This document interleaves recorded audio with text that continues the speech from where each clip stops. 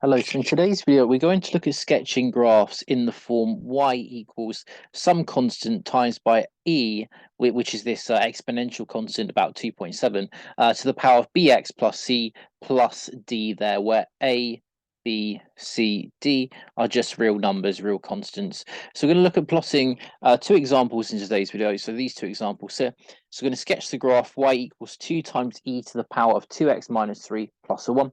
And we're going to sketch the graph y equals e to the power 4 minus 3x, take away 2. So we're going to sketch these two graphs. But let's just remind ourselves before we do these sketches of some key rules on graph transformations.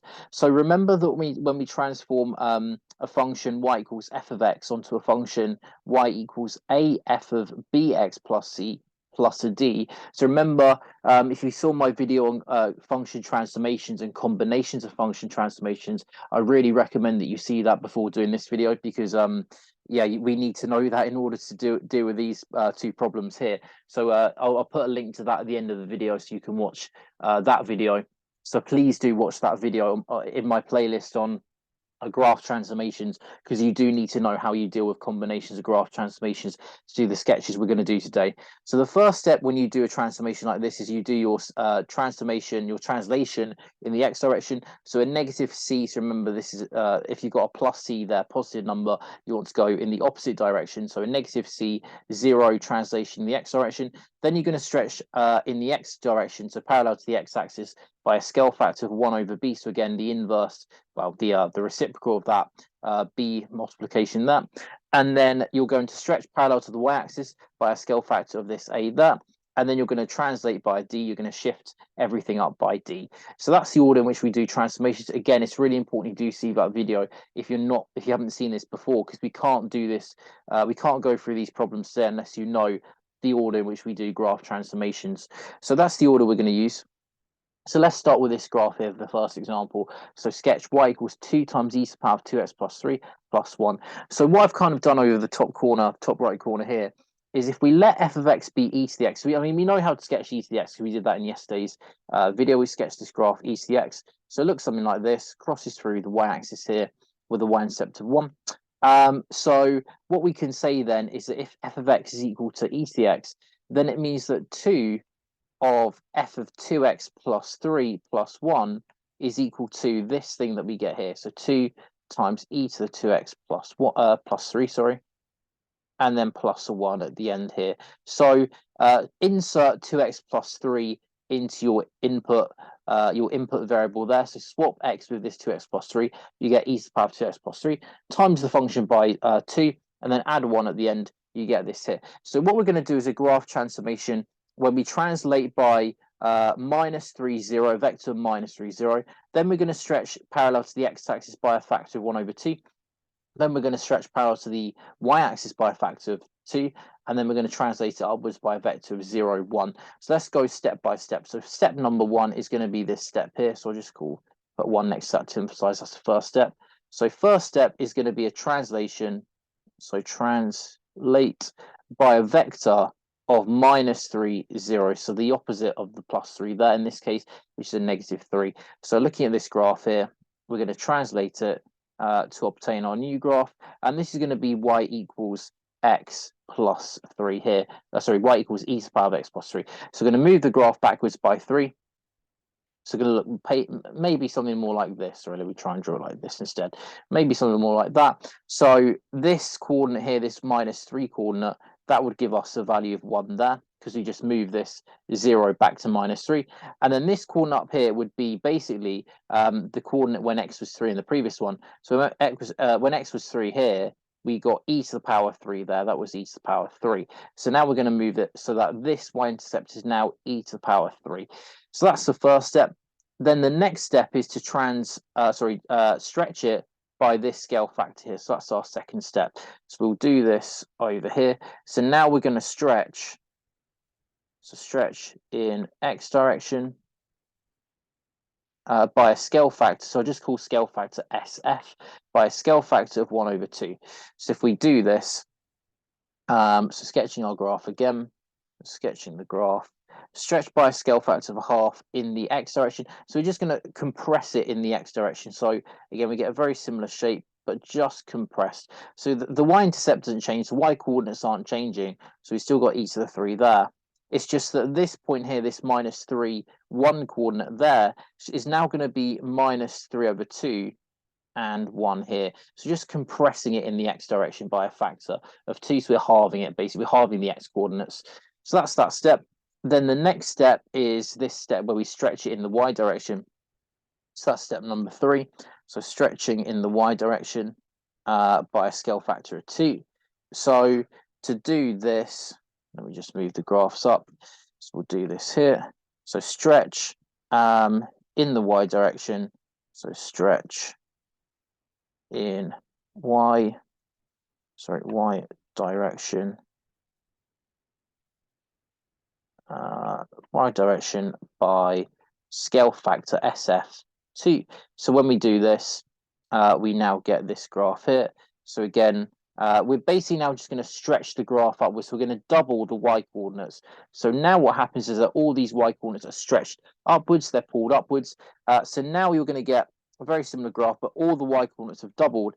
So this new point there is going to be actually 2 lots of e to the power 3 there. So we're doubling all the y coordinates. We're doubling these y coordinates. So this is now a y-intercept of 2e to the power 3. And this old value here, -3/2, is now going to be at the number 2. So we're doubling the y coordinates. All your y coordinates are doubling. The x coordinates are staying the same. So you're stretching it by a scale factor of 2. And then our very final step will be this step here. So the last step is to add the 1 there. So that's step number 4. So step number 4 is to translate upwards, so translate by 0, 1. So to do that, we're going to get a graph. I mean, actually, let me, I'm just going to make this all smaller so we can get a very big graph for our final result.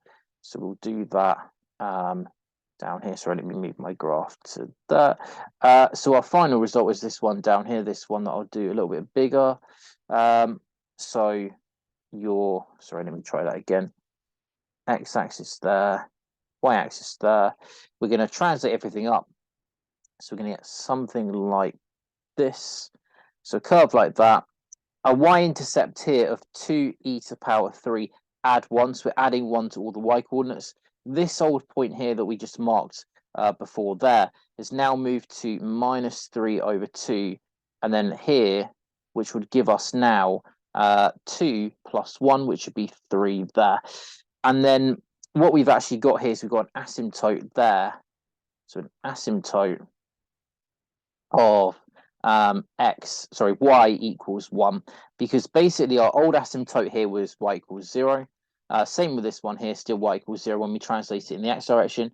We then stretched it again in the x direction, so it's still a y equals 0 asymptote.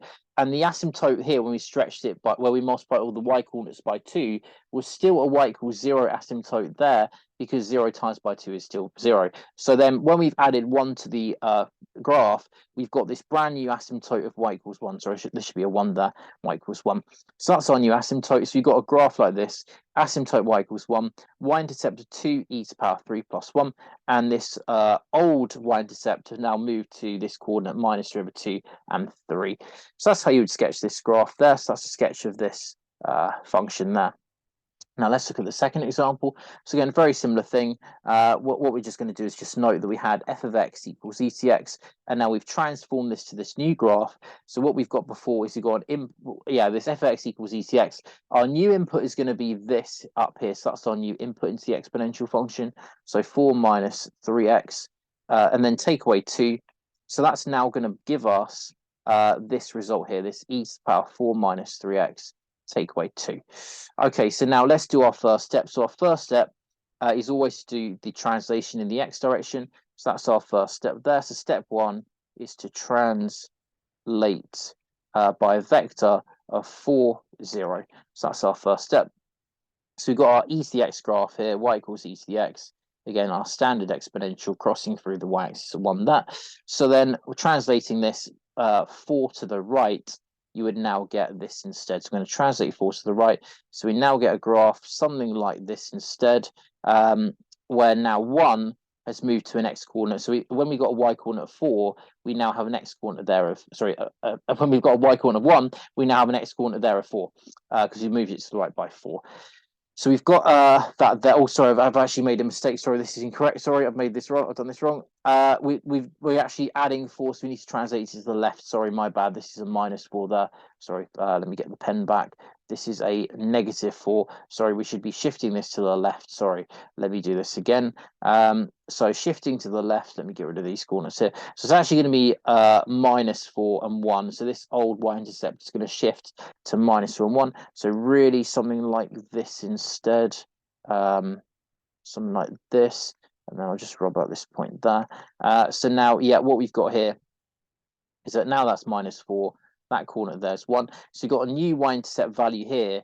Because we shifted it back by 4, this value there of 4 gave us a y value of e to the power 4. So now the y-intercept here is going to be e to the power 4, because we shifted this graph backwards by 4, so we get that there. So then the next step is to deal with the stretch in the x direction, but because we got a -3, we actually need to reflect it. So this is going to be again, so a stretch in x direction with a scale factor of -3. So the negative just means we flip it over the y-axis. So what we're going to do, so firstly, what I'm actually going to do with this one is just flip the graph over the y-axis. So when you've got a negative number next to the x that you're inputting into the function, remember you just want to flip it over your y-axis. So now we're going to get this graph here. So we've got this graph here with still a y-intercept there of e to the power of 4. And this point there goes to 4 and 1. That's what happens when we do it by a scale factor of -1. But because you got a scale factor of -3, what we want to do, and sorry, this is wrong again, this should be -1/3, because remember again, when we multiply the input of our function, this x value, by a number, the scale factor is 1 over that number, as we can see here. So sorry, that's another mistake. So then a -3rd scale factor. So what I need to do now is just compress my graph by a factor of 3. So this is what happens when we do the reflection in the y direction. We just now got to squish the graph inwards by a factor of 3 in the x direction. So you're going to get something more like this time. So this blue graph here is going to be the stretch by a scale factor of -1/3, parallel to the x direction. So yeah, what we should really get here, again, we get the same y-intercept value. If I just re-sketch this graph properly, what we will get is we will get this here. So we're going to get, again, a y-intercept of e to the power 4, but this x-coordinate of 4 is going to be divided by 3. So what we will get here is that 4 over 3 as an x input is going to give us the number 1 there. So we get a coordinate 4 over 3 and 1. We still get this y-intercept of e to the power 4 there. So we just compress the graph inwards in the x direction by 1/3, but we flipped it over because we got this negative sign there. So then the next step, let me just get rid of this arrow there. So then the next step is you've done the translation in the x direction. We've done the reflection and the stretch. It doesn't matter which order you do the reflection and the stretch in. So remember, you can do the stretch first, so compress it inwards first, and then reflect over the y-axis. It doesn't matter which way you do it first, you still get the same outcome. But the next transformation, so we've got no stretch parallel to the y-axis because there's no number here. Well, there's number 1 there, but it's not anything different from 1. So then the next transformation is this one here. So the translation downwards by 2. So down by a vector of 0, 2 in the y direction. So we're going to translate step 3, translate by a vector of 0, -2. So just moving the graph down by 2. So if we do that, sorry, let me just make everything smaller again. We should get this. So we should get a graph that looks like this. Again, you've got, we're moving everything down by 2. So our y-intercept is going to be e to the power 4 take away 2, so we're going to shift it down. So we get a y-intercept of maybe something like this. So again, e to the power of 4 take away 2. Actually, sorry, let me do this graph again properly, because so remember that our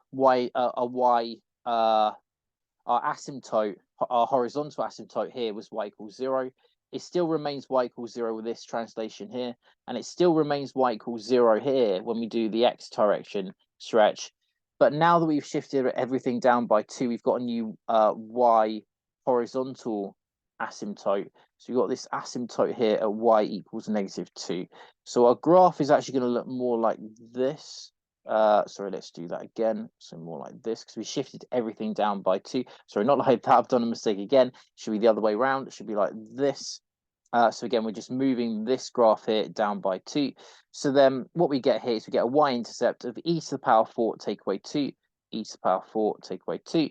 This value of 4 over 3, 1, now goes down to here. So we get 4 over 3 on the x-axis there, and that's now going to go down to 1 take away 2, which is -1. So that would be -1 there. So that's what our new graph should look like. Y-intercept of e to the 4 take away 2, but this old y-intercept has now been transformed to this position there. So 4 over 3 on the x-axis, -1 on the y-axis there. So that's how you would sketch this transform graph. So yeah, these are just examples of when you need to sketch exponential graphs that have been transformed using our graph transformations. And the key thing is with these new sketches is you want to do, or you want to make sure that you transform the graphs in the correct order. So you want to do the translation in the x direction first, the stretch in the x direction, then the stretch in the y direction, and then the translation in the y direction. So that's always the order in which you do these transformations.